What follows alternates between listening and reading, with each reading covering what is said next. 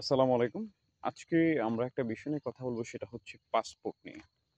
Passport শব্দটি কিভাবে আসলো বা পাসপোর্টের রং কেন ভিন্ন ভিন্ন হয়?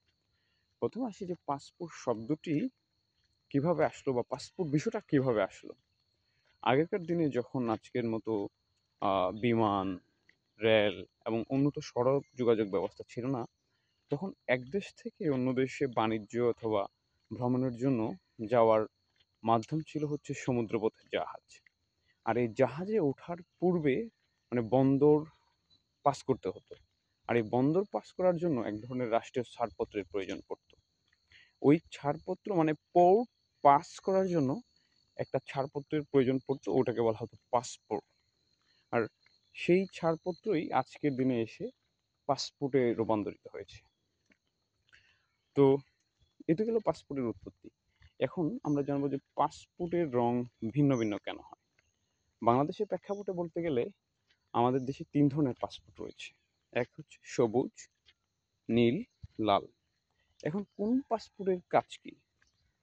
সবুজ পাসপোর্টকে বলা হয়ে থাকে অর্ডিনারি বা সাধারণ পাসপোর্ট। বাংলাদেশের সকল নাগরিকের জন্য নির্ধারিত পাসপোর্ট হচ্ছে সবুজ পাসপোর্ট। সবুজ পাসপোর্ট ধারণকারী ব্যক্তি, যার কাছে সবুজ পাসপোর্ট থাকবে, তিনি যদি দেশের বাইরে ভ্রমণ করতে অথবা দেশের বাইরে কোনো কাজে যেতে চান, তাহলে অবশ্যই তাকে ওই দেশের নির্দিষ্ট দেশের অনুমতি বা ভিসা লাগবে। এবার আসি নীল পাসপোর্ট নিয়ে। নীল পাসপোর্টকে বলা হয়ে থাকে অফিসিয়াল পাসপোর্ট বা সরকারি পাসপোর্ট।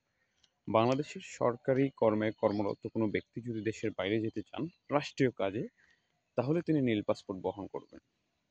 নীল পাসপোর্ট বহনকারী ব্যক্তি বাংলাদেশের সাথে চুক্তি রয়েছে এমন ২৭টি দেশে বিনা ভিসায় প্রবেশ করতে পারবেন। হ্যাঁ, নীল পাসপোর্টধারী ব্যক্তি যদি তার ব্যক্তিগত কোনো কাজে দেশের বাইরে যেতে চান, তখন তিনি সবুজ পাসপোর্ট গ্রহণ করবেন। তিনি নীল পাসপোর্ট ব্যবহার করতে পারবেন না। আর সবশেষে রয়েছে লাল পাসপোর্ট। লাল পাসপোর্টকে বলা হয়ে থাকে ডিপ্লোম্যাটিক বা কূটনৈতিক পাসপোর্ট।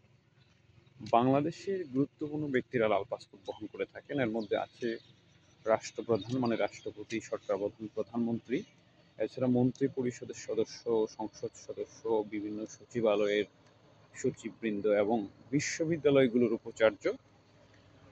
এছাড়া বাংলাদেশের হয়ে ডিপ্লোম্যাটিক বা কূটনৈতিক কর্মে কর্মরত আছেন বিদেশি মিশন, তারাও লাল পাসপোর্ট বহন করে থাকেন। সহজ কথায় বলতে গেলে যারা ভিআইপি, ভিভিআইপি এবং সিআইপি রয়েছেন, তারা লাল পাসপোর্ট বহন করে থাকেন।